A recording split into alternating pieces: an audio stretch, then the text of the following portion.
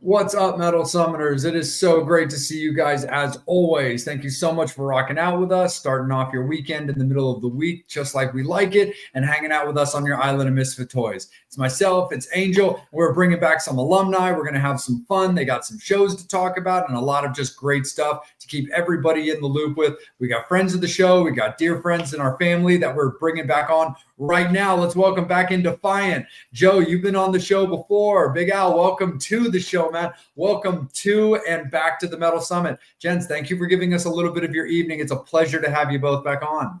Dude, thank you, dude. Great seeing you guys. No, absolutely, man. Always. And for sure, man. And Al, you and I were talking a little bit off the air briefly, but you guys have some shows coming up as soon as even in a couple of days, because you guys have the Summer Ends Festival coming up very shortly. Yeah, dude. Stoked. Going to Ohio. Ohio's always fun. We have good times down there. It'll be a fun drive. Yeah, it's Butler, Ohio, so it's a solid 6 hours for a 6.5, but it looks like a fun time. They're gonna have motocross. They're gonna have I think it's an indoor skate park. I think they got all. Yeah, I have my skateboard. I'm thinking about bringing it. Yeah, it's all sorts of that, and then music, and I think they even have like Mario Kart tournaments and shit at night and stuff. So it's gonna be fun. Really? Yeah. So it should be a fun time. I got because I'm a music junkie and I love music and the whole thing with traveling and touring. When you guys have a long drive like that, what's going through your mind? Are you guys thinking about the show? Thinking about the rest stop? What's going through your mind? Yeah, how long can I hold out till I have to pee again? Yeah. No, I'm a control freak. I do all the driving. So I don't know what I'm focused on where I'm going in the road. So I don't know what Al's usually up in the bunk hanging out or up front with me. And the Pauls are just, I don't know what the hell they do back there, dude. I don't really know. I don't look back there. I'm afraid. I block the mirrors out, and a lot like when we did the recent tour with Scotty Austin and Mickey Avalon and Rehab, like it was kind of, since that was like our first time really going on like an extended tour, like at the end of every night, you know, we're driving and we're discussing the shows, like how can we improve, like what did we like, what did we not like, and like how can we modify stuff. And we're kind of like almost going through like a post like game day like recap. Like I'm John Madden up here like planning out our next plays and everything. And then, you know, just regular nonsense that people talk about, current life events, just regular music stuff. Awesome. Yeah, that was actually my question, Jay. Nah, no worries, Andrew. You can always roll with it, my guy. It's not first, that's for darn sure. Yeah. Sorry. When Jay and I travel, I'm always the driver for some reason. Yeah, I offer. For his life. Yeah, Al's definitely offers. I don't think Paul B ever wants to drive. Paul C would drive, I think. I don't know. I have this weird thing. I don't fly, but I always say, like, if I could fly the plane, I probably would. But I don't like being a passenger in anything. Hey, Bruce Dickinson flies the plane. Yeah, well, if I could afford Bruce Dickinson's plane, maybe I would fly it. But that's true. We're not exactly in that price range. But Jay, you know what? Jay absolutely trusts me and his wife with their lives because they let me drive all the time. Absolutely. You're also the one who usually gets the rental car, dude. That's also true. Yeah, it's the insurance thing. Yep. Oh yeah. Definitely got to make sure you got the insurance thing. Oh yeah. No, absolutely, for sure. What and besides the festival that you guys have coming on this weekend, you've also got a show in September, and then you also have like a benefit show that's also in October. And I know that those ones have been like posted and announced as far as like live events. But are those the three main shows that you guys are doing for the rest of this year? There's a bunch. Oh, geez. Yeah, September 13th out in Western PA. That's with Hinder. And then the benefit show is a local show in October. And we've teased a couple other shows. We're going to be going to South Carolina and North Carolina in November. And then every year we do a hometown. We host the Toys for Tots charity show. Every December. So that'll be December 6th. We've teased that. It hasn't been like formally announced like on sale type thing, but we teased a video. So those are the big ones coming up that I can think of, but I'm sure there's ones on the calendar that aren't announced that I'm drawing a complete blank on, right? Oh no, It was September 5th, right? Yeah, August 30th, we have a big show at Mickey's Black Box in Lidditz, PA with a killer band, Willie Blaze and the Bad News Crew. They're a really cool band out of our area. So kind of that southern rock tinged modern metal mix, maybe a little bit heavier version of Blackstone Cherry kind of music. For sure. Yeah, and they're real badass. So that'll be a fun show. And then September 5th, we're back at Phantom Power, where we just played with LA Guns. We're gonna play with Anthrophobia. Very cool. That'll be a fun. It's always good to play with Frank and Anthrophobia. They're great guys. They're in our area. I mean, guys that were on the original Warped tours and everything back in the day, but absolutely amazing humans and humble and welcoming to us throughout the years. They've done a lot for our career, so it's always good to get back and play with them. Oh no, absolutely, for sure.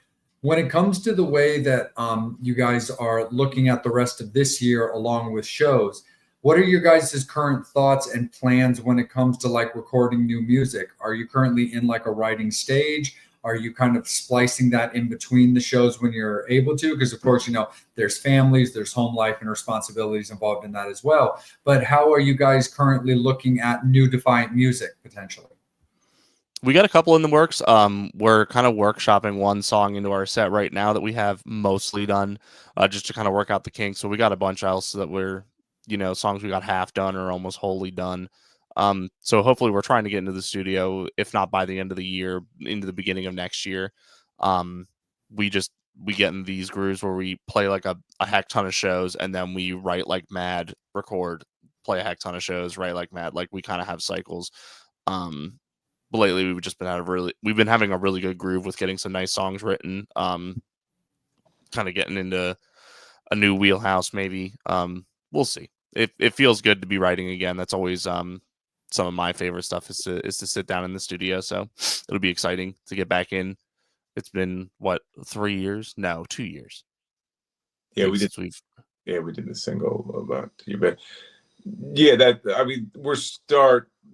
I would say we have one finished and two probably 90% done, and a couple, ideas that we always float around via video chat or whatever. But we probably would have pushed it earlier, but I mean, we had recorded this one single, the newest single, BOTE, but it didn't really have, it was just a single release, not associated with an EP or an album or anything. But then, and it's kind of going on now, like a radio guy connected to our label really loved the song, but he only works albums. He doesn't work singles. He wanted a whole album. And then I was like, well, there's just no way I can get you a new album that fast. Like we can't get, whatever, even 7-8 more songs recorded, and out with this single. So he had the idea to kind of package, I don't use the word greatest hits, but some of the singles from the last couple albums plus this brand new song that he loved all in one and called an album, because I mean, let's be honest, that there's probably parts of the country that haven't heard any of our songs yet, so it's still new to them. And he's really kind of pushing that Bastards of the Earth album, quote unquote, and it's doing well. Even some of the songs that we had worked previously, like locally and even on smaller markets, he's kind of reintroducing. And so it's kind of extended that and pushed our recording needs back a little bit, probably till end, like Al said, end of year, first quarter 26. So really the rest of this year is just let's see what he can do with the new single and some of the old singles, radio wise, and then go from there, and hopefully build a little bit more of a base before we launch something totally brand new. For sure, absolutely. And Joe, we might have touched base on this the last time that you were on, but with Al being here as well, and of course for any new fans that are watching you guys for the first time, how did your involvement come about with Curtain Call Records? It was really during COVID. Like, we were in lockdown, and we couldn't play live. We weren't the best. We were probably a little bit behind the eight ball on social media, like doing live streams and things like that. That just wasn't our forte. And so we were just struggling in this era, how to get our music out there when you can't play live and you can't travel and you can't even really be in the same room with each other, early on in that year. Like, nobody knew what was going on. We didn't even get together and rehearse.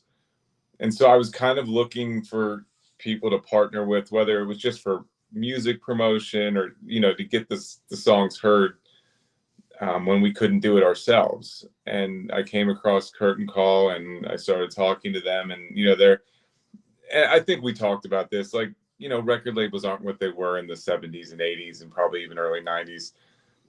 They're really a promotional arm of the band anymore, just to find ways to get your music heard, whether it's on other podcasts or online radio shows, sometimes maybe some small FM, but the FM and Sirius XM game is a money game. We all know that. And sure. So you either have to somehow catch lightning in a bottle where they want you, or you have to pay to get the opportunity to be heard. So it was really just that, looking for a way to get the music pushed out there in an era when we couldn't really do it ourselves, in a way. For sure, absolutely.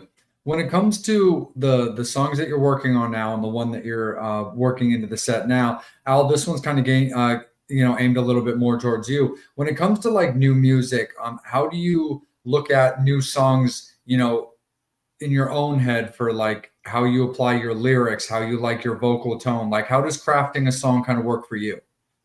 Usually for me, it's music first. It's very rare that I will have like lyrics for a song written and then I'll write music to them. A lot of times, like we'll have a riff or we'll have a run and we'll start putting stuff together. We'll workshop it, and maybe we'll have like half a song done, or we'll have like a hook done, and then just progressively playing it over and over and over. Usually one of us or two of us will record it onto our phones, and it's just listening to that over and over and over to kind of get a feel for, well, how does this song make me feel? How does this, riff? What kind of things is it inspiring? A lot of my stuff comes from current and past events, a lot of history, a lot of books. So, I might look at my bookshelf while I'm listening to it and, see if there's something there that inspires me. Even if it involves like, pulling some stuff off the shelf and leaping through some pages of stuff that I've read a million times, to try to get some sort of ideas. Sometimes it works, sometimes it doesn't. Sometimes it takes me months to get the lyrics 100% down, and sometimes I can get the lyrics down in a day. We've had songs where one practice will run through it and I've got the lyrics 90% there, and then we have songs that I'm still messing up the lyrics to this day because I think that the lyrics are different than what they actually are. So if you want to hear what they really are, like, listen to the albums, but 9 times out of 10 you're probably not going to hear the same words live. But that's why it's called live music, baby. I don't play the exact way that the recording is. If you want to listen to the album, buy the album. I greatly appreciate you buying the album. But if you want an organic and authentic experience, mess ups and all, come see us live. It's really fun. Absolutely. No, for sure. I can definitely attest to that. I love Defiant live shows, man. I mean, they're so fun, so energetic. And the other thing that's also just so awesome about you guys, which is, I mean, it's awesome to be able to call you guys like dear friends and stuff, which I do, but it's also just super cool as somebody who's been to a lot of shows and just kind of been around, whether I'm at merch or even just watching from a distance, that how approachable you guys are. And you're always so courteous to the people that come to your table. Mm-hmm. Yeah, because we're just dudes at the end of the day. Brian, it's a Mm. great question. As a former fitness model, I would recommend that you don't be as afraid of carbs as big pharma tells you that you need to be afraid of. Carbs are energy.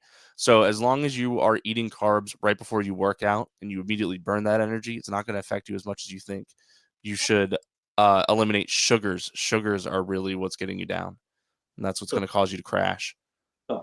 I take it that was a viewer question. I can't read Yeah. that. Okay. Yeah. Look, He also said, which is a fantastic question. I'm still racking my brain around. Is to take a mainstream movie scene and replace the music with one of your songs. What scene is it, and what song is it? That's a good I think we would. Have to replace like a slasher scene with like Wendy off of our first album. Is what it first comes to mind, because that song's just really aggressive and violent. So that would be like one of the Jason Voorhees scenes. Nice. But I think you could like the dancing scene from Breakfast Club. Like I think you could put our cover of Boys Don't Cry in there.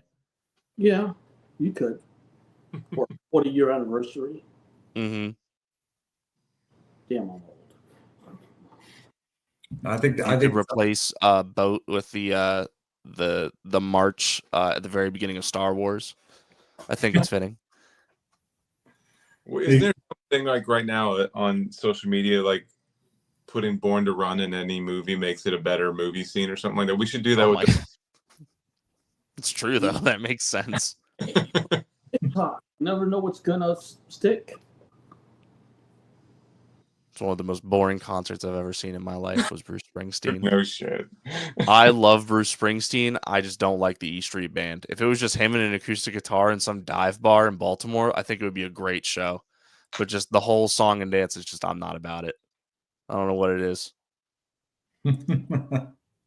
Is it the concert? they could put your song Wendy into that more recent like Pooniverse movie that they did, the Peter Pan's Neverland Nightmare movie. Oh yeah, That makes sense. that would be crazy.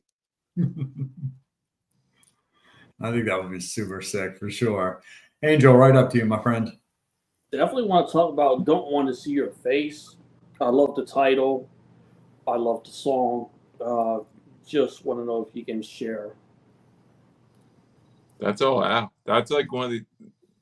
Yeah, I brought that in from a previous band I was in. The song was like 90% done, but never got recorded. That band had broken up, and none of that music was like, ever used. We recorded a couple of songs, and that was it. And so Don't Want to See Your Face came from that, and it pretty much stayed exactly how it was, like moving over. Like we added the guitar solos into it, but other than that, the song's exactly the same. It's just about slavery. That's it. It's nothing, there's no like big pantomiming or big like meta, like super high density intelligence there. It's just about me being angry at people who own slaves and thinking that that's gross, and to think you have some sort of power over another human being to that degree is absolutely insane. And to see that there's still places in the world where that's prevalent sucks a lot. And so that's just kind of my negative feelings towards that. I was almost like I want to spin this question around and actually the same.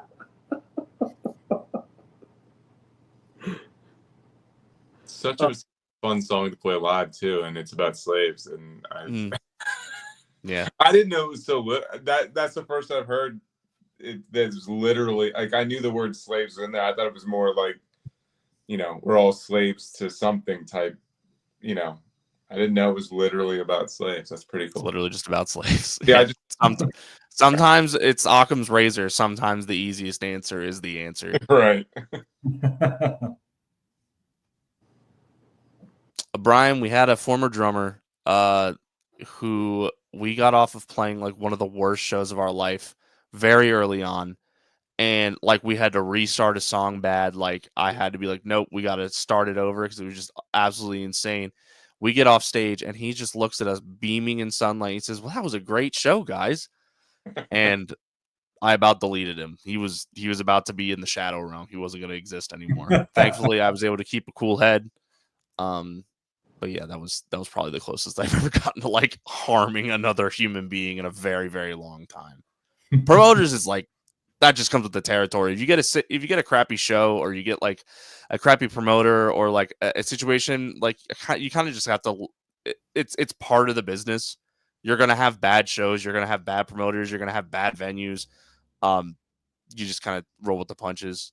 I think if we were at like a higher status, that's kind of a like downplaying us a little bit. But if we had like a higher status, maybe I would get a little bit more like upset about it. But I still consider us cutting our teeth even now, and we're still learning a lot. So when we get a bad promoter or like a bad show, I still just kind of take it on the chin and move with it, because if we take everything like that in stride and we just persevere, play the best show we possibly could play, and just move on, it shows that just we're more professional than a lot of bands, and it hopefully will get us somewhere at some point. Jay, what's the closest you've come to choking a co-host? Oh God. So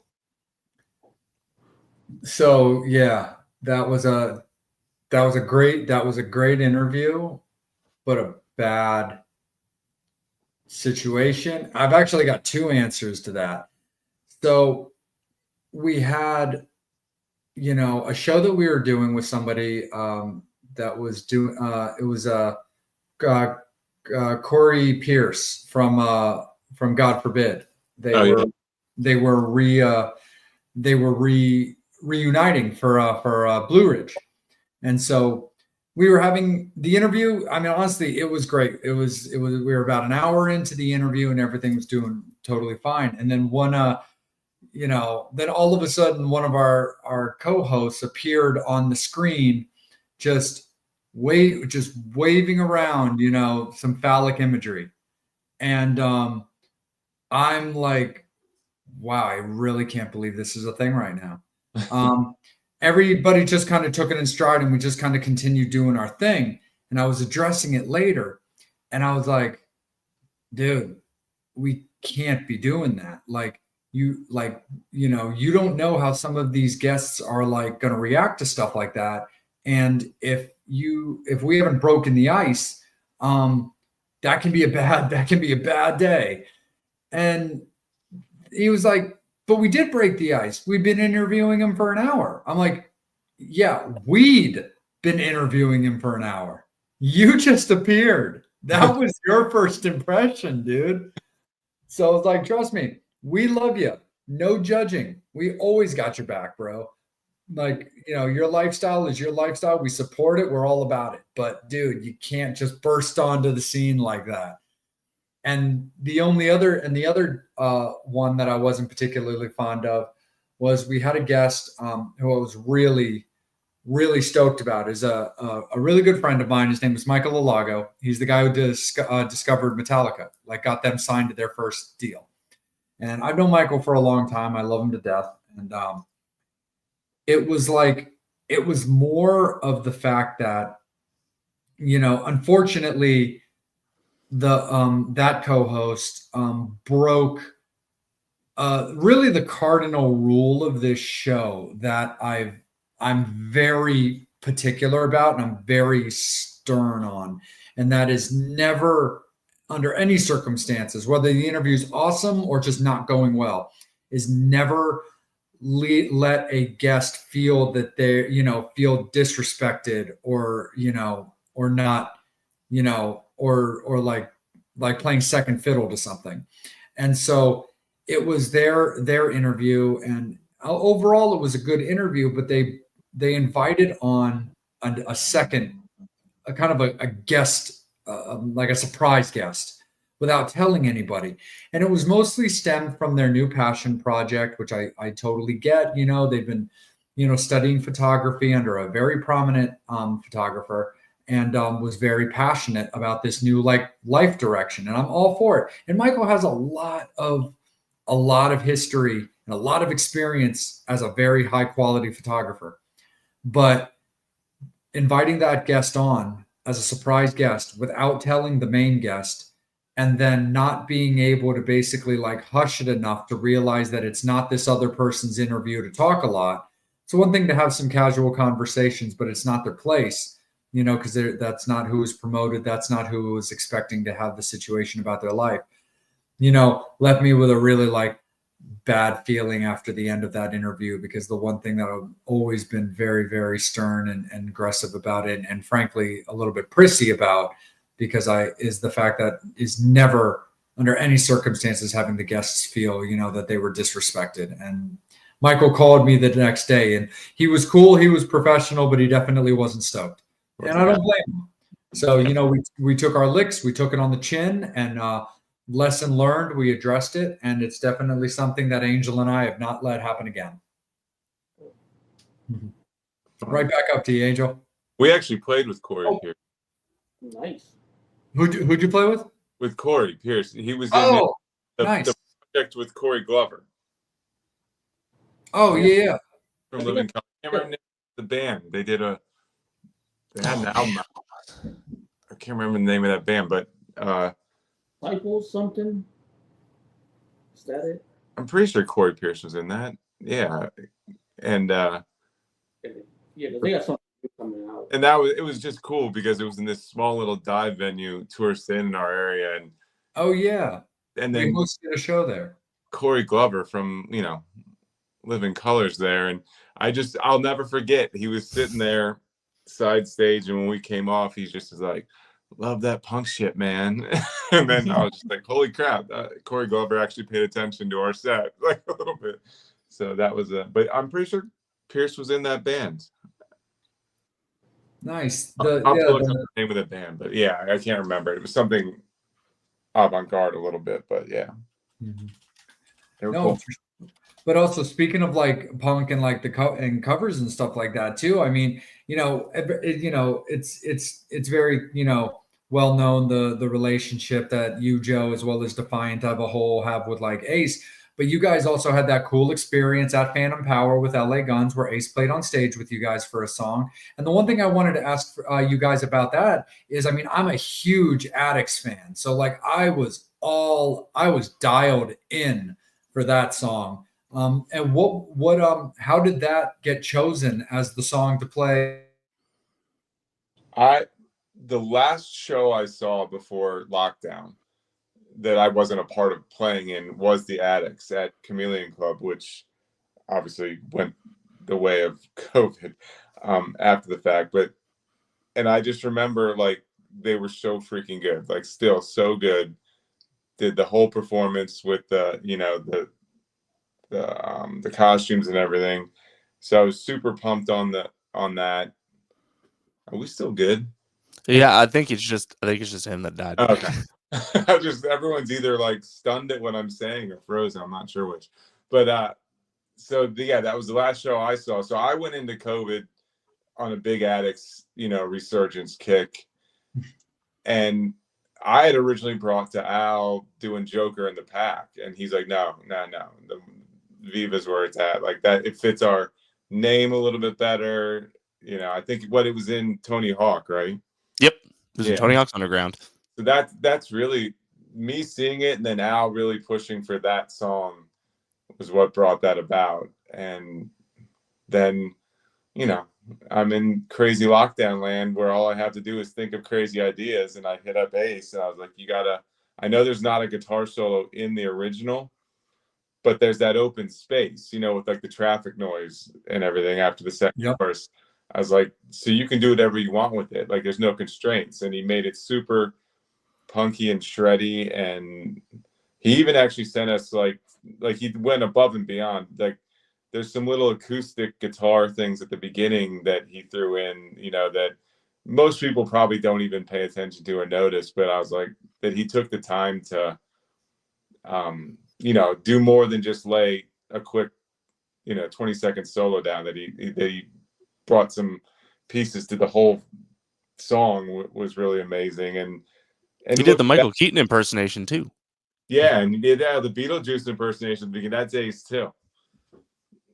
So yeah, and the funny thing is that he was in lockdown when we recorded it. So he recorded it with his best friend, at the time in LA, Sam Van Colton from who's now in Faster Pussycat. And so Sam's actually the sound engineer on that, and Ace is playing the guitar. So it's pretty cool. Pretty cool moment. That's awesome for sure. When it comes to Defiant, like now, with 2025, halfway through, and the way that you guys have been, playing your shows and touring and getting new music out now, when you look back at like what you had to go through with COVID time, and then also back to when the band started originally, how have you guys watched the overall progression and maturity of the band? I think we've kind of had like a little bit of an opposite trajectory. I think we started out like super, super heavy, and then we've kind of lightened up like a little bit, maybe became a little bit more digestible as time has went on. Like I regret not like being more into the social media thing, during COVID. I think we lost a lot of traction by not doing that. But overall, I think we got really close. We really got into the groove of like writing, and we just came out like way more solid because of it. I think we have a really good rhythm now. I mean, we were really just like, we were doing like 10, 15 shows a month. Like it seemed like before COVID. It's like we're definitely more selective now with, doing shows. We're not just picking up everything that we possibly can. We're, trying to be a little bit more deliberate, a little bit more like business oriented, unfortunately. But, yeah, I think we just kind of, we've all grown up. This has been a band for 7 years, 8 years now. So, now it's I don't want to say it's routine, but we've kind of got like most of it down to a science. Nothing is as like scary to me nowadays, I guess is the best way to put it. Nice. How about yourself, Joe? I mean, if there were two moments where I wasn't sure if this band would make it out of it, the first was, Al alluded to it, the first drummer and that falling apart and not really knowing where to go from there. And then the second one was COVID. I mean, we are personable people and nice people to talk to. We're not the TikTok personality type people. The four of us are not like, we're not going to be TikTok stars. And so when that became so in the forefront, because I think the key to Defiant is seeing us live on stage. And then when that doesn't happen or isn't available to happen, I didn't know how to navigate that. And then you didn't know how long that was going to last. I mean, I remember being sent home from work and they're like, yeah, you'll probably be back in 8 to 10 days, and it was like, I don't think I went back to work for another 4 or 5 months in person. And so it was just constant uncertainty. Oh, and then, shows would get scheduled and rescheduled and canceled again. And like we had a show with Doyle and Life of Agony that was supposed to hit in, I think, April of that year originally. It got canceled. They rescheduled it, I believe, for August or September of 2020, and then they canceled it again, and then it just never got rescheduled. So it was just that uncertainty and not knowing and Al said, losing the traction of playing live shows really hurt us. And I think the only thing that brought us out of the funk was we decided, well, we're going to use the time and write the second album, basically. Like, we would just say, okay, this is forcing the first album cycle to be done, like, because we can't play live. So let's just start writing. And the second EP, I think, definitely reflects, it's got some dark moments on it. It's got some super dark moments on it. And when I listen to it now, it definitely makes me, it's a reflection of the time, for sure. For sure. No, definitely. Was like, because one of the shows that I remember, going to was the Dead Daisies when they came through the Chameleon Club. Yeah. And when you look at like shows like that with like, bands in that style, the one thing that I've always also really liked about like Defiant is your guys' versatility to be able to play with like bands that are definitely like a unique, like heavy edge, like Doyle, to a band that's really got more of that kind of like 70s hard rock infused, like the Dead Daisies, and then all the way up to obviously modern time with like the driving rock that like LA Guns is. I mean, you guys have a really good like style for being able to be very versatile with the bands that you're able to play with. Yeah, I wanted before we decided on Bastards of the Earth for the album, the new album. I wanted to call it "We Opened Up for Kicks" once, and unfortunately that title fell through. But it is true. Like we really like got started with like Puddle of Mud, Kicks, LA Guns, like definitely bands you would hear us and you would not think that we're opening for, but like for some reason like people were really stoked on it. So we kind of just always, I think people aren't really expecting a band like us to come out. So like, oh, this is refreshing. This is new and exciting. For the most part, some people get really turned off by it, and that's fine too.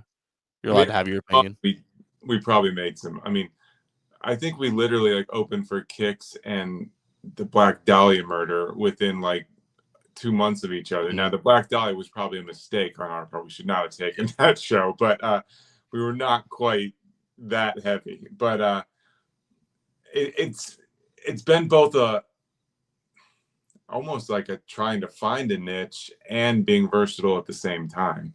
And I think it's fallen into a very, I like to say, guitar rock driven. We can fit with guitar rock driven, whether it's more on the punky side or a little bit more on the sleaze side or the heavy metal side. But if it has that kind of guitar driven Marshall amp, style to it, we can fit into it. We get a little lost in some of the modern metalcore. That's tougher for us to, like, we're not going to open from Falling to Reverse or the Hell or any of those. I Prevail. Like, we're not going to fit. We're just not. But if it's, guitar driven Marshall amp, Les Paul, we're probably going to fit. Absolutely, man, for sure. When you guys are, writing the music and putting it together, and then Angel, go ahead and pick it up right after this.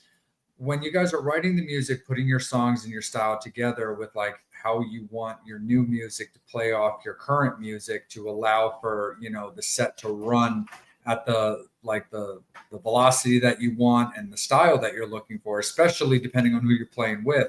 How have you found your guys' writing style to to continue and stay so strong that the songs are able to play off each other from one album to another? I think we just do a good balance of like more heavier stuff that we wrote early on versus the more like I said earlier, like digestible or marketable is probably like the best term for it. It's really hard to market a song called Wendy that's about not Wendy's. Unfortunately. But it's way more marketable for like a fast punk song called Bastards of the Earth because you can really like vibe with that. So we just take it like show by show. If we're playing with more of like a heavier style band, it's like, okay, well, let's put like a bunch of like really heavy songs in the beginning of the set. Whereas if we're playing with, like a softer or like a more like standard rock kind of band, we'll put more of like just the punkier stuff and leave the heavier stuff for like the middle of the set or the end of the set, give people a little bit more of a gradual increase as time goes on. I like to think that our sets kind of have a good ebb and flow to it. We like to start really high and then mellow out in the middle and then like end really high, mostly so that all of us can have a break in the middle of the set because we gas ourselves out 2 songs in and then we need to breathe. We don't realize how hard we're actually like moving around. But it's just some days we just write really heavy songs and sometimes we write like really groovy songs. Just depends on the day, depends on the mood, depends on how people are feeling. When it comes to putting out new music, and this is the first time I've actually asked this question, in your opinion, what do you feel is the longest that you guys can go without putting out new music until fans lose interest? I think with the kind of era that we're in a very fast-paced environment, especially with technology. I mean, I don't think it's I don't like to say that we've lost our attention span. I think it's just kind of the way the internet works nowadays. I mean, TikTok, YouTube Shorts, Instagram Reels is kind of the name of the game. So everything is very fast-paced. So you have to like release it. I think it's better for you if you have a slate of songs. I think it's better for you to release them one song at a time and then release an album rather than just release an album off the jump. Because if you just release an album, they're going to get toast on it right away. Whereas if you release a song at a time, it gives them a chance to listen to it, move on to the next thing, and then jump back on, move on to the next thing, jump back on. You kind of keep their attention over a longer period of time by releasing singles. I'm more of an album person. Like I play albums front to back. I don't download songs. I buy CDs and like put them in a CD player, like a freaking Neanderthal nowadays. But yeah, I think it's very difficult to keep people interested for long periods of time, because I think the problem is a mixture of like again the fast-paced TikTok environment and just having everything all at once. I think when you have access to literally everything, you have this like anxiety about picking the wrong thing, and so you just stick with what you know. It's very difficult. I think algorithms are okay with like discoveries and like discovering new music, but at the end of the day, more than likely people are just going to listen to the same 25, 30 songs that they've listened to 100 times rather than listen to new music. It's not the days where you could go to FYE or you could go to a record store and you see a crazy album and you just pick it up off of a whim. You're kind of relegated to whatever Apple Music or Spotify or Tidal is going to give you. People are less inclined to go find new music, and I heavily encourage them to. I'm not Because you even, have we say an album. I'm not even sure most people listen to a full song anymore. that's true. I It's mean, usually like a minute. because of the reels and TikToks and things, I think they probably hear 30 seconds of a song most of the time at max, and Yeah. then you It's got just a hook.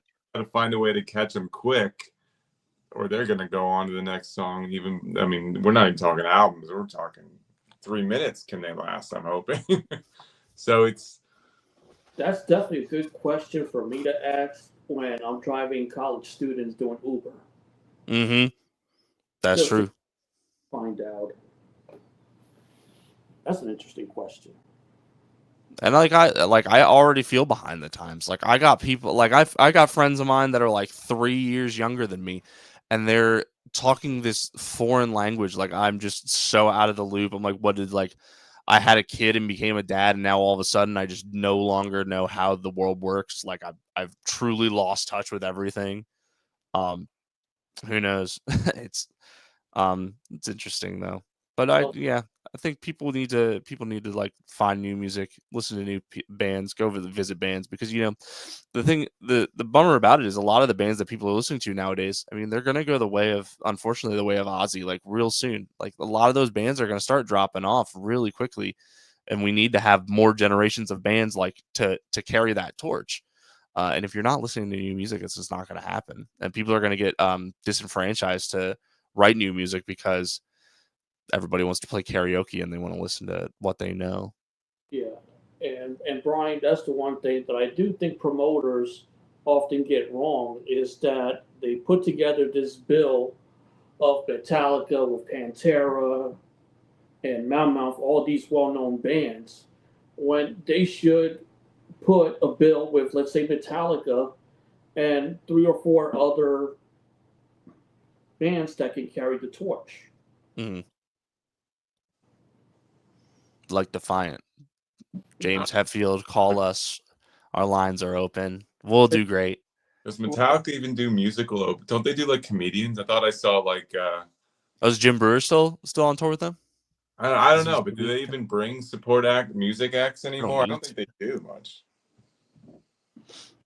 They should. I think in Europe they had Greta Van Fleet, which was odd, but it's crazy cool though. I think Slipknot does a lot of they do a lot of things. I don't know if Slipknot specifically, but like with Stone Sour and with Corey Taylor doing his solo stuff, I know he's really big on like grabbing locals with whatever town he's in. Like he'll grab a local to open. Like, you're going to open mad early, but you're still opening for Slipknot or Stone Sour, which is like, that's a pin in your vest. That's really cool. So I think he's really like big into dragging out locals. That's the other thing that I noticed post-COVID is pre-COVID, you could open for nationals a little bit easier. And then when they went into the COVID era, they all wanted the tour bubble, you know? And so the national package tour with like 5 bands and no room for locals became more popular, it seems like. And it's tougher to get on some of those national shows as a local, I think, than it was pre-COVID. I don't know if that's true or not, or maybe they just don't want us anymore. I don't know. I think it's because of the cost of touring, because the one thing that has gone up, which we always hear, is just the cost of touring. I'm not sure if that could be a factor. Yeah, I'm sure the tour, if they can split the travel and, you know, cost with more bands, that probably helps too. Yeah, I don't. Because, you know, we were kind of discussing, again, some of these bands are not going to be around in 10 years or so. But again, promoters, you know, they got to realize that, you know, if they're smart, they would think, how am I going to make money the next 10 years? But build up these new bands like Defiant so they can become headliners. So I have somebody to fucking see live when I'm 60. That's who sees us live now is 60-year-olds. It's crazy. They're some of the most stoked people. It's awesome. 60 and about, who cares? 15 years. Could have fooled me. Thank I look like the oldest in the band right now. I'm unkept, I'm disheveled, I'm grouchy about everything. That's Paul me. B looks the youngest. I get grouchy about just about everything.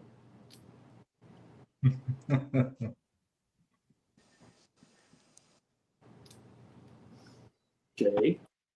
Nah, totally, man.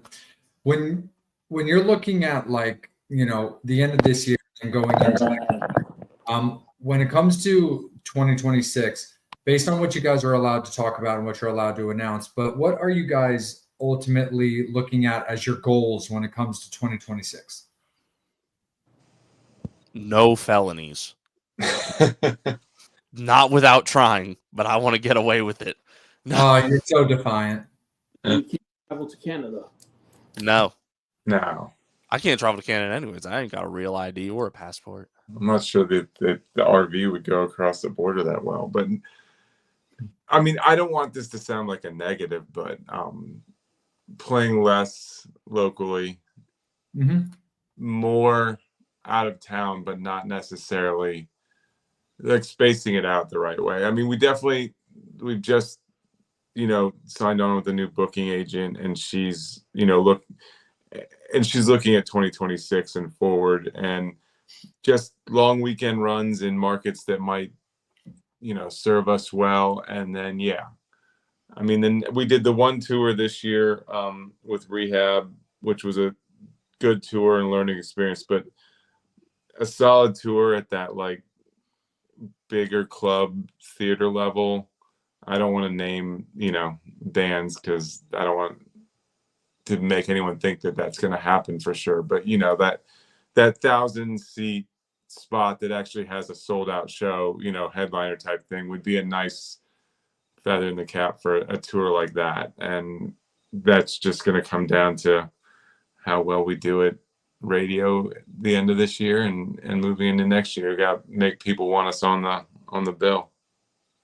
Is it possible? It's like the UK a possibility, because we know how it is with the market in Europe that they always supporting rock music, and lately, you know, we've just seen bands making their way over there, like Illusions of Grandeur did a tour. You gotta find a drug that can keep me unconscious for 14 continuous hours if you want to put me in Europe. That's easy. Bring a girlfriend, get laid for 14 hours on the flight. You need to put me in a shipping container and send me off, like, put me in the like cabin completely unconscious and catatonic. Mile High Club. I am a bumbling baby with planes, dude. It sucks. Like, I am just the biggest baby. If I can't escape and I don't have a feasible way of an exit, like if I'm driving a car, I can tuck and roll. If I am in a boat and I can see land, I can swim. If I'm in a plane, it's curtains, dude. I can't do anything. Like if I'm upset, if I'm uncomfortable, and if there's a problem situation, I mean, that's just how it's going to be. I've seen Final Destination. I know how that shit goes.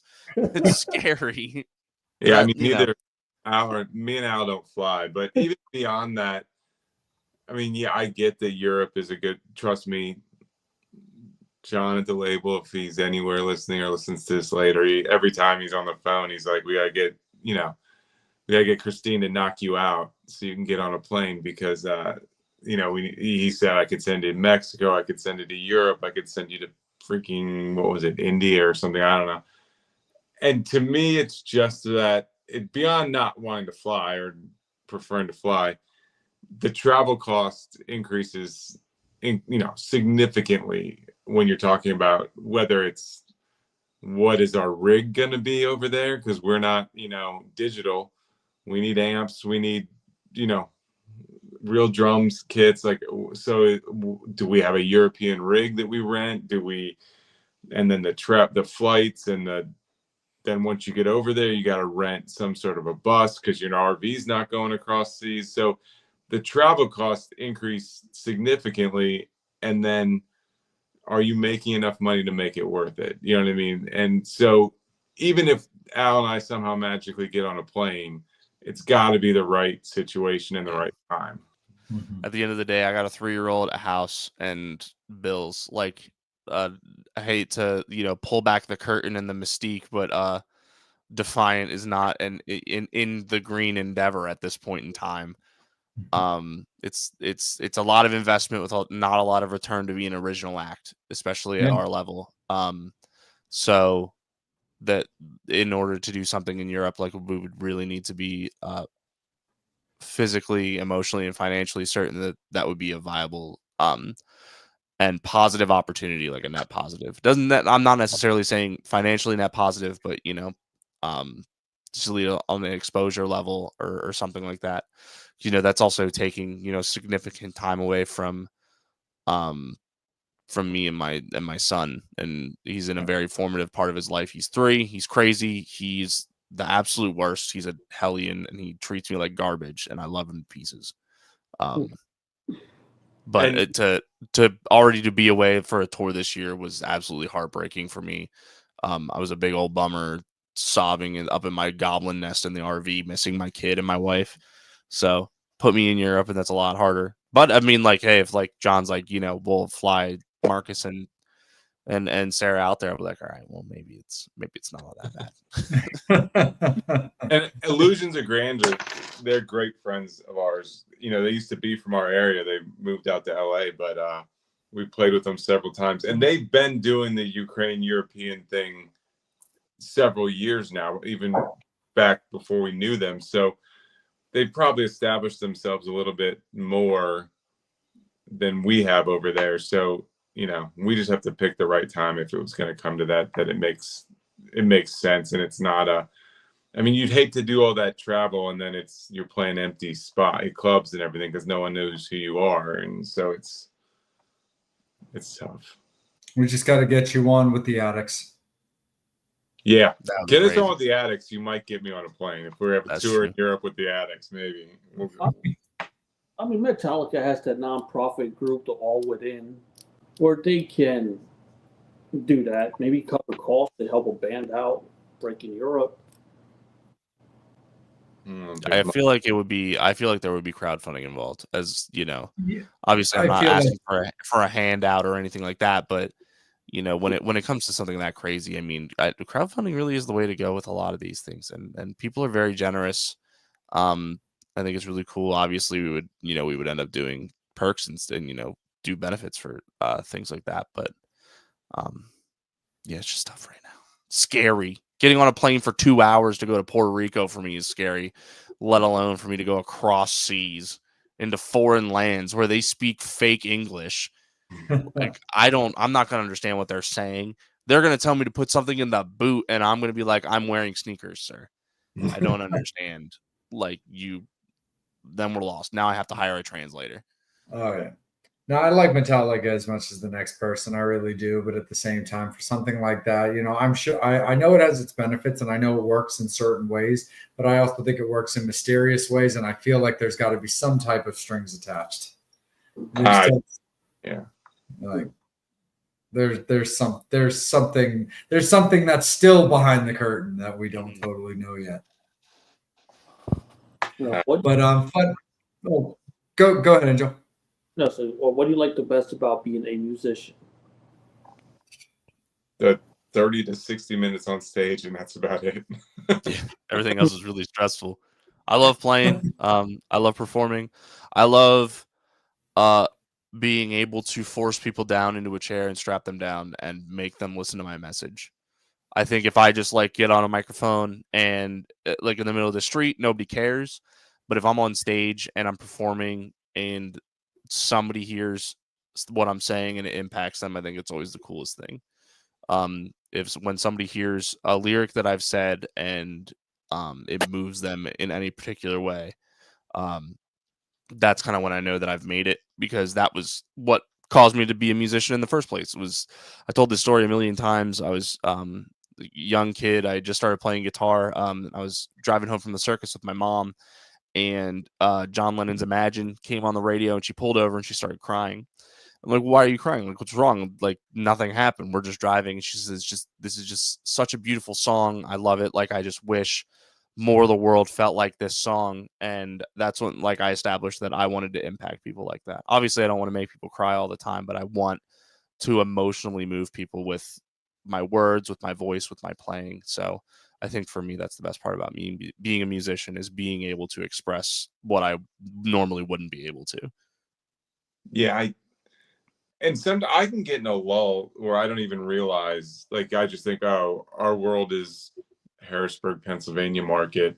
But when we were on that tour, there was one definite memory I have, is that we were in the Capitol Theater in Macon, Georgia. And a guy came in and he went right to our merch booth when doors opened, and he bought a t-shirt and a hat. And I'm like, dude, that was super kind of you. You haven't even heard us play yet. I hope you like us. And he's like, what are you talking about? Like, I listen to you all the time. I came here for you. And I'm like, well, those moments, I'm just like, I've never been to Macon, Georgia before. Like, how do you even know who we are? And you can get that false sense of, oh, only our hometown knows us. But we've been putting music out and promoting it, all over the world for years now. And until you get out there and meet the people, you don't even realize sometimes the impact you have. So that was a cool moment, and I hope there's more like that, but that was one definitely that was cool. Absolutely, for sure. Fun question time, because Joe, we're always talking horror movies and stuff like that. And Al, I know you're familiar, of course, with the genre as well. And being that later this month, there's kind of like a fun one coming out. If either one of you are into Trauma, are you guys going to go see the new Toxic Avenger? It's going to be so good. Yeah, it's going to be so funny. What was the question? Are you going to go see the new Toxic Avenger movie if you're into? Yeah, definitely. Yeah. I mean, I'll see any. The thing I say about horror movies, it's different for me than other movie genres, is even if it's a freaking terrible movie, there's probably at least a jump scare or a kill or something in there that I loved, that I will keep with me, or made it worth the watch at least. Like I can't watch bad comedy, I can't watch bad action, but a bad horror movie is still enjoyable as hell to me. Like, right. So there's a reason we're talking about Plan 9 from Outer Space 70 years later. Yes. It's 100%. Such an unwatchable movie, but it's so freaking good. How can that be? Yeah. But the only so bad it's good movie that's not horror that I will continuously watch is The Room, just because that's an enigma. That's absolutely insane. Tommy Wiseau is a genius. Mm-hmm. No, I'm pumped but I'm actually more pumped for the Frankenstein.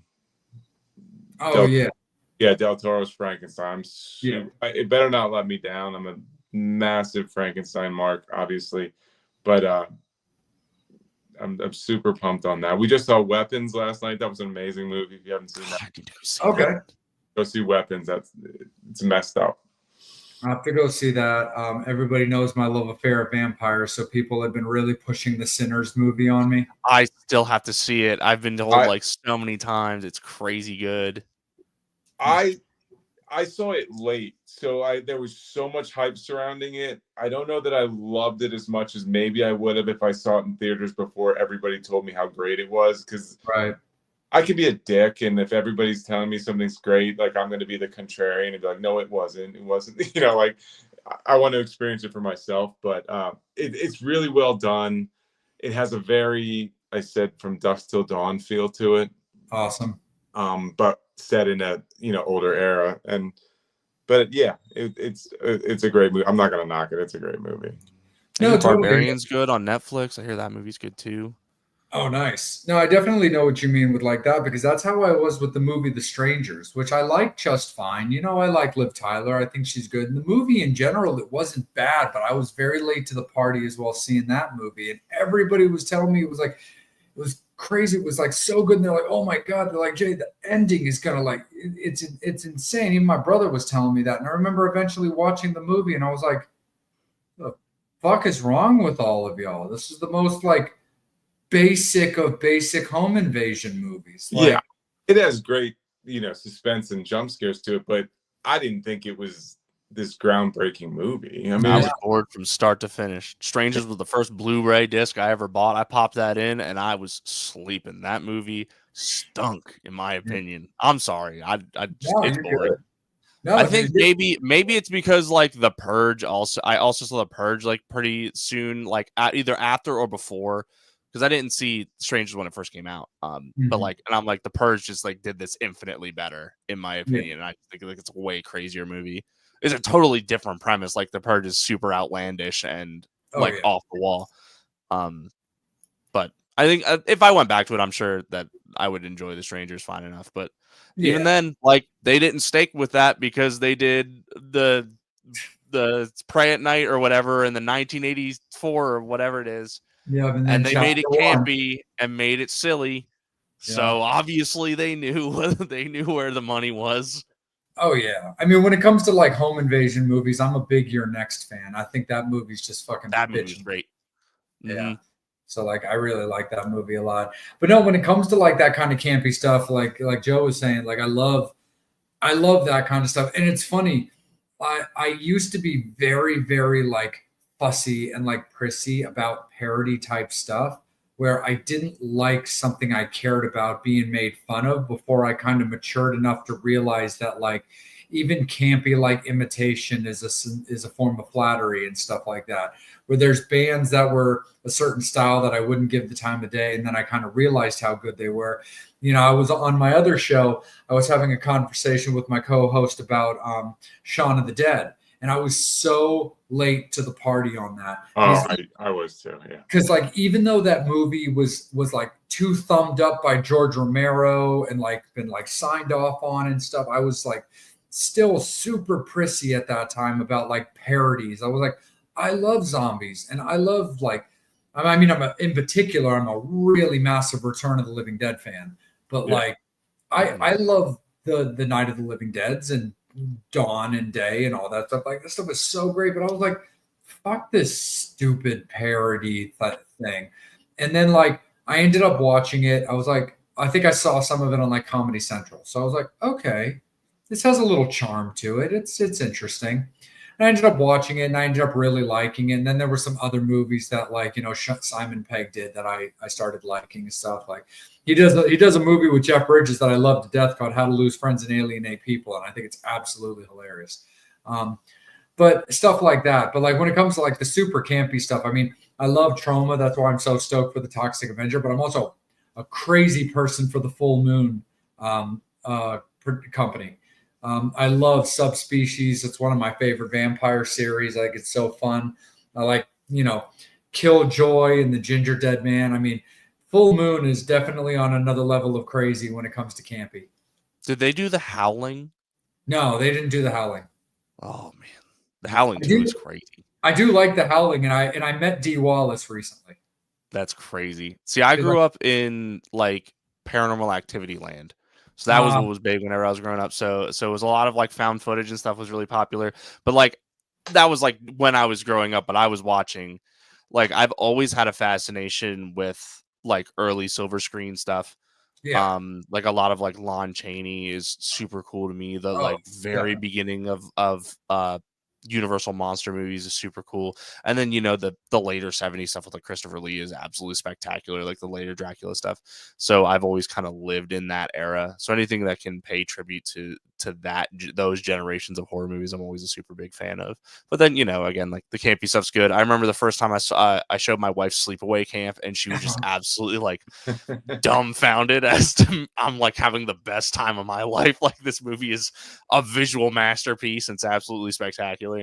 Dude, Felissa's going to be at the con I'm going to this weekend. That's so cool. That's so funny. So I was like, no, I'm definitely with you on that. Like, I mean, I love found footage really needs to hit me in like a place. Like I'm not a found footage guy. Like I have a very hard time. And the funny thing is it's like it's designed to be real. So like you'd think it would be a little bit more something you could attach to or get more relatable. But for some reason, like found footage movies really snap me out of the fantasy. Like it is very difficult for me to like watch a movie through the eyes and lens of yet another person's eyes and lens. Like obviously I'm watching the movie through a camera lens. That's how the movie's getting made. But like watching it through like a secondary camera for some reason, like just really drives me crazy. And I was like, it's hard. I mean, for like horror movies in the theaters that I've seen recently, I mean, the most recent movie I saw in the theaters was 28 Years Later. Yeah. And it was cool. It was cool. It took me a second. I think if I didn't know what I knew as far as the fact that they're planning multiple movies is kind of what saved it a little bit, because like I was having a slightly hard time like really riding this wave. But then there were certain things that I liked. You know, I'm not, without giving it too much away to anybody who hasn't seen it. Like I liked, you know, Skull Island, as I refer to it. Like I liked the concept behind that. I thought it was cool. You know, the recreate, well, not recreation, but like the bringing back of an early character at the end of the movie, I thought was interesting, despite the fact I thought it was very bizarre. And I thought the outfits were stupid as fuck. But at the same time, I understood that it's based off the fact that they're so far behind in the TV that they're watching, that what they're watching is not actually modern day fashion and style. So I understood, but it was just, it was weird to me. But I'm interested in continuing on the series and just kind of seeing how it plays out with that kind of stuff. But like I mean, obviously, I went into it knowing the whole Alpha and Attack of the Giant Dong meme. Yeah.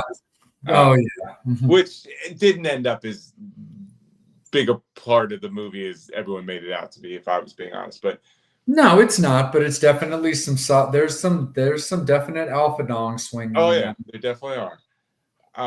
But I felt like I was watching like this, you know, mother-son relationship movie set in a zombie apocalypse backworld for the most of it, and I got pumped at the end when I saw Jimmy and his crew. I was like, that's the movie I want to see.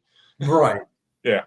So I liked it. I thought it was well done. I thought it was better than the second. I wasn't as big a fan of the second one. Mm-hmm. That was, you know, it just felt more of a modern action zombie movie to me, the second one. Yeah. But I dug it for what it was, and it made me it made me want to see the next one. So that I guess it did its job on some level.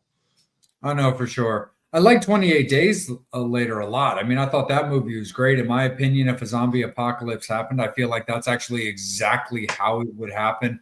I love the fact that anything involving tainted blood could infect you. I love, as much as it was a bummer, but having something as random as that little blood drop fall down from the ceiling and hit that dude right in the eye. And I was like, oh, that sucks. But, So what the classic debate: are you a fast zombie or a slow zombie guy? I'm a fast zombie guy. Okay. I mean, I like fast zombies. because I like DayZ. I like the mountain of zombies climbing up World the War Z. wall thing. Like, yeah. yeah, I think it's because like I love Return of the Living Dead, and they were kind of the first zombie, at least in my opinion, to at least show some type of speed. Right. And like the scene, send more cops, send more paramedics, and people coming in on the scene to then just getting like bombarded by like zombies and stuff. So I mean, I'm in the big picture, I'm probably a fast zombie guy, but it's weird too with like different like modern takes of things as well, because you've like, I mean, I love Dawn of the Dead, but I also really did like the remake where it was a little bit more like, hyped up and stuff. I like the movie Warm Bodies quite a bit, actually. I'm a big, I've become a pretty big Nicholas Hoult fan. I think he gets it, and I really enjoy his work. So I'm looking forward to that. You had mentioned Del Toro's Frankenstein, which I think is going to be really, really cool, and I hope I'm not disappointed either. But I also just recently found out, because I'm a really big fan of Robert Eggers' work, and his next movie is going to be an adaptation of werewolves. Oh, is it? Yeah. That's Wolfman? Yeah. What'd you think of Wolfman? I thought it was cool. I thought it was well written, and I liked the way it was shot. Yeah, it had good cinema. I thought the acting was a little subpar. Yeah. And I guess I want my Wolfman to be a little bit more hairy. I hate to say it, but I do. I think Invisible Man is where they need to keep their but I standard like- for like the new Universal stuff. I think that is like That would be the great peak movie. of new Universal. Yeah, well, and I'll tell you, that's something that's been keeping me kind of like interested, is because I mean, I also like Elizabeth Moss anyway. I think she's great, but that's one of the things that's kind of keeping me curious with certain things, is like they look like they're doing these different adaptations of like, Universal monsters, where they did Invisible Man, and now they've done Wolfman. So I'm definitely curious when it comes to that. And when you were talking about the acting, speaking of like Robert Eggers, and then Angel, let me kick it back up to you as well, my friend. Is that like, I love the movie The Witch. I think it's awesome. I'm a genuine fan of Robert's style. I love his work so much. I hated the vocal acting of the actors and actresses in that movie. I love the script, the screenplay, the overall design. The acting itself I thought was solid. I love the adaptation of Black Phillip, but I hated the way the actors were trying to do these old New England style, accents. And not to discredit them, because I did like their performances, that is genuinely a very difficult accent to pull off if you don't know how to do it correctly, because it will make you sound very goofy. Right. It's a subtitles required movie, unfortunately. Like when you do that Puritan accent, I mean, Yeah. that the deep bellowing, like very like traditional Puritan Christian, like it sounds awesome. It's super cool. Like I would listen to an audiobook by but I also can't understand what he's saying like half of the time. Like it sounds like you got marbles in your mouth.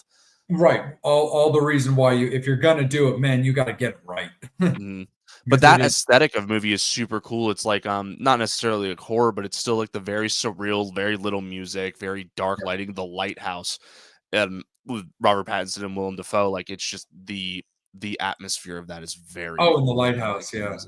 Yeah. Mm-hmm. Oh no, absolutely, for sure. And I mean, I'll go see anything that Willem Dafoe is in. Yep. Like I'll just come running for that. Angel, let me kick it back up to you there, my good dude.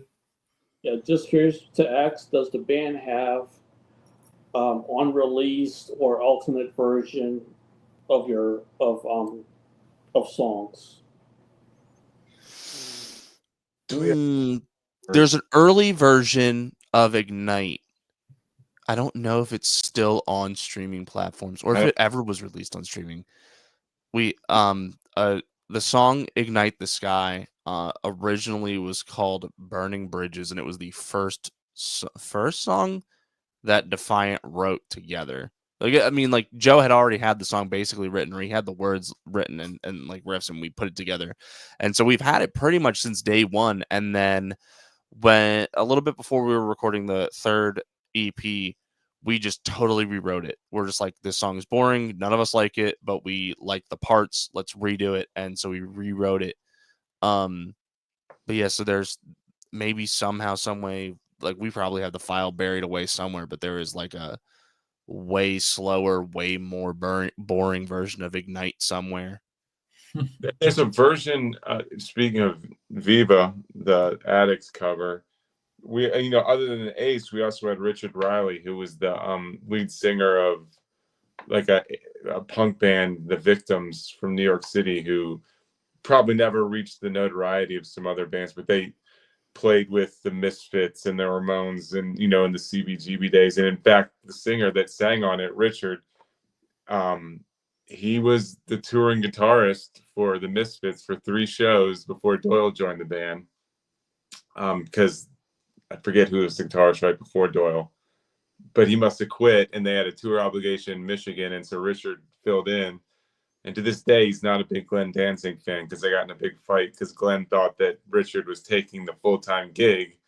And Richard was like, no, it's just for these 3 shows because he had the Victims. But so we brought him in to sing a verse and a half in it. But there is a version out there that's never been released that I have on my computer somewhere where it's just all Al. And I don't know, maybe we'll put that out there someday where there's just Al the whole way through. And it still has the Ace guitar solo, but other than that, I wouldn't call them alternate versions. I would just call them shitty demo versions of the songs that became better. Yeah. Jay, back to you for final. No, absolutely, for sure. Definitely. Metal Summoners, we appreciate you guys. You guys are always rock stars, and we appreciate you guys getting involved. You had great questions. Brian, you were on point as always tonight. Lisa, we see you. Rebel Heart, Front Row, Barb, thank you so much for tuning in and hanging out and showing Defiant so much love and getting involved as well. It is going to be last call for alcohol, though, Metal Summoners. Any final questions, comments, things that you want to pump in? Make sure that you guys get them in so that way when we run the table, we'll be able to circle back around and get all of your questions answered as well, for sure. When it comes to, the overall idea of, scheduling, of course, because we've talked about, family and the home obligations and making sure that things are overall viably feasible. When you look at yourselves as a band with what availability you're able to do, have you found that being able to play out on a consistent level because of your style and versatility has been an asset to you guys being able to get your name out there? Yeah, I think because we can play with, and I don't want to say anybody, but we've never tried to pigeonhole ourselves into one genre or to keep ourselves to one like section of shows. So early on, we would throw our name into whatever hat was available. Like anytime that somebody had an opening for a show, we were throwing ourselves in there. So I think we just got a reputation for taking, being willing to take these off the wall shows. So I think that always provides us with like more cool opportunities.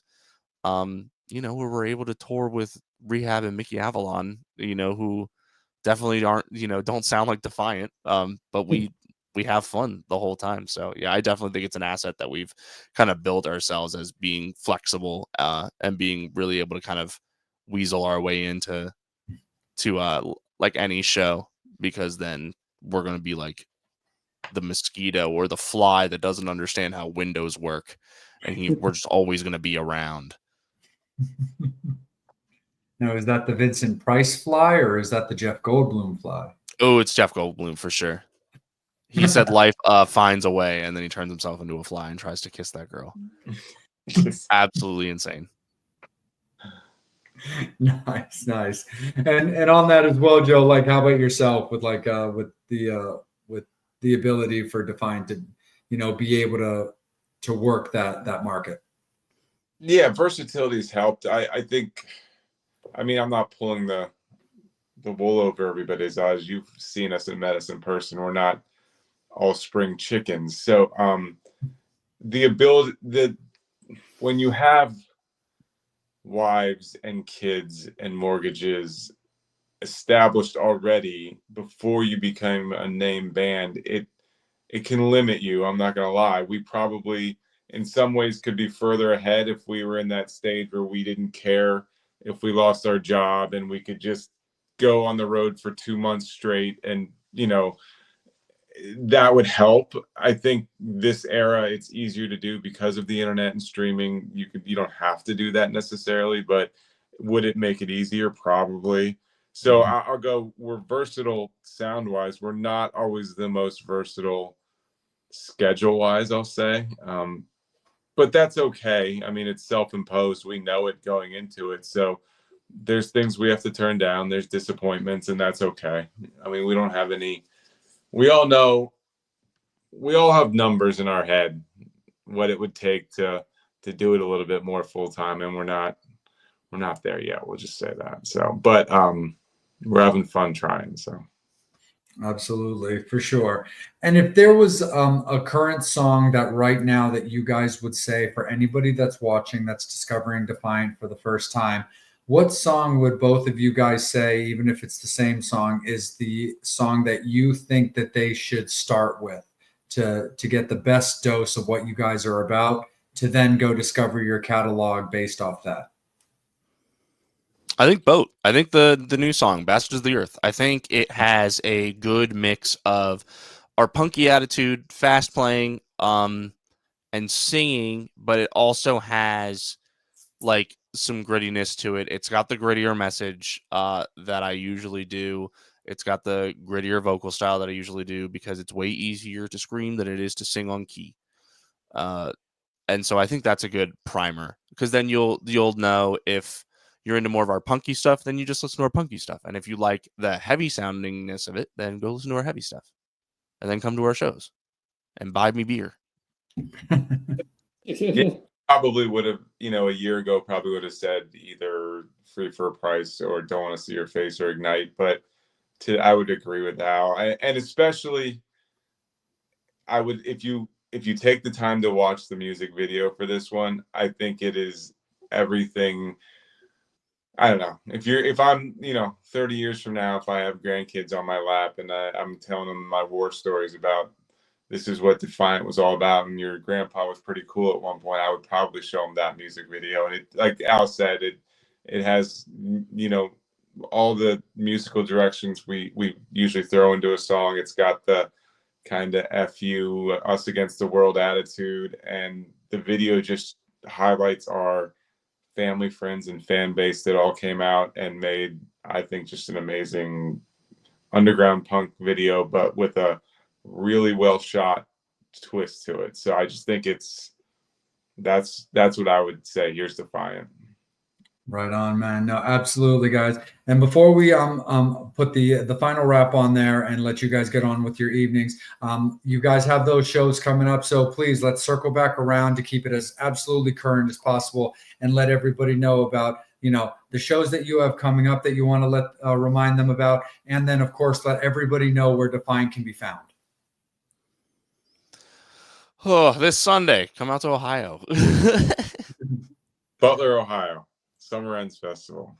We play Sunday at 5:00. We close the festival down 5:00. And August 30th, Mickey's Black Box in Lidditz, PA. And then September 5th, Phantom Power with Anthrophobia. And then September 13th. 11th. Oh, September 13th with Hinder. October 11th, the Horns for Hearts Festival. December 6th, if you want to make Christmas plans, come give some toys to some needy kids and hang out with Defiant. December 6th. Yeah, it's fun. What's that? Where's that show's going to be on December 6th? It will be, the venue's not even open yet. It's Capital City Music Hall. It's the Love Drafts that was in Mechanicsburg. They shut that down and they're reopening under a new name in downtown Harrisburg, and it's going to be there. Oh, I didn't realize they were rebranding. I knew about the change in venue, but I thought they were gonna. I didn't realize they were gonna rebrand. Yeah, they rebranded as Capital City Music Hall. I guess I don't know all the insides of, goings on, but I think the main reason was Love Drafts was seen as such a metal and punk venue, and they want this new venue to be a little bit more multi-genre and be able to attract bigger national tours that may not always be in that metal and punk and hard rock genre. So I think they're trying to make it more of an all-inclusive live music venue is my understanding behind the name change. But they're still going to have Love Jeff's Micro Pub across the street where you can go get all your pop culture, toys on the shelves and dark. And they have an amazing burger with what is it, an octopus tentacle on it as a topping. Yeah. Oh, yeah. And you can buy bottles of vodka and gin. The Love Drafts bottle and gin. Yeah, we did have a pop-up question from Chuck. He wants to know from you guys, Paul Di'Anno or Bruce Dickinson? Blaze Bailey. Those albums are fantastic. Blaze Bailey, okay. Blaze Bailey. You're just being contrarian. No, those albums are phenomenal. I'm not a Maiden guy. I can't answer. No, Virtual 11's a great album. I would say Bruce, just because that's really the only era I really paid attention. That's true. Yeah, Paul's fine. But Bruce sings Iron Maiden way better. Like the song and that whole album, he sings Killers way better. Like it's rest in peace, Paul Di'Anno. But 100%. Yeah, it's Bruce. No, absolutely. No, when it comes to that one, yeah, Bruce is the right answer when it comes to that. And please, guys, let everybody know, for everyone that's looking, where can they find Defiant? The easiest thing is to go to the website, defiantpa.com. It has links to all of our socials, all of our streaming, music platforms. So defiantpa.com. Sign up for the mailing list. Not saying we're great at it. You're not getting an email a day, so you're not going to get a lot of spam. But we'll throw out some tour dates and updates every now and then. But defiantpa.com.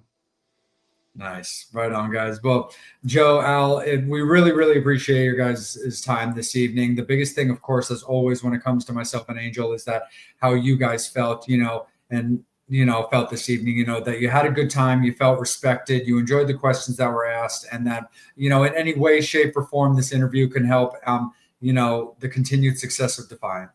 No, absolutely. Thank you so much, man. Much appreciated. I always love seeing you and Megan at shows, and we can talk hard rock and punk and metal and horror movies. It's not much better than that. So absolutely. No, 100%. As always, man. Again, Joe, thank you so much. Al, thank you so much as well. We really, really appreciate you guys. Metal Summoners, thank you guys so much. Make sure that you guys are following everything that's going on with Defiant, like they said, at defiantpa.com for everything that's going on with them and the shows that you heard them talk about. And also keep in mind that even something as simple as simple merch purchases allows them to make it a little bit easier when they're on the road. A CD here, a t-shirt, or a hat, it can definitely go a long way to helping out the band, make it to the next show. And if you guys can't be there in person, that's definitely always something that's important to keep in mind for them. When it comes to the Metal Summit, we really appreciate your guys' support as well. You can follow the Metal Summit at both our Facebook and our YouTube pages. Those are definitely the important ones to follow and subscribe to, because that's where you're watching the interviews at. That's where you're watching Defiant right now as we speak. But if you really like what you do and you want to be the first person that's kind of in the know, our Instagram is always an important page to follow, because that's where all of our guest announcements come out first, is we start them out on Instagram, and then we go to our other social media pages when it comes to that. So you can follow the Metal Summit on Instagram as well. Angel can be found at Angel Alamo 78 on Instagram. You can also find him under his name on Facebook as well. You can find me on Instagram at Salem.vampire, but I can also be found on Facebook under Salem Vampire as well. We really appreciate you guys, as always, rocking out. Hey, anybody who's in Ohio, make sure that you guys are getting out this weekend to check out Defiant, and also just supporting them at any shows that are coming to your area. Or if you guys are local on the East Coast, they've got those Pennsylvania shows, those hometown gigs for themselves as well. But show them love, show them support, and, hang out with them at merch, talk about the music they're into, talk about horror movies, talk about all that fun stuff. But most importantly, support the band. show them love and allow them to keep doing what they're doing.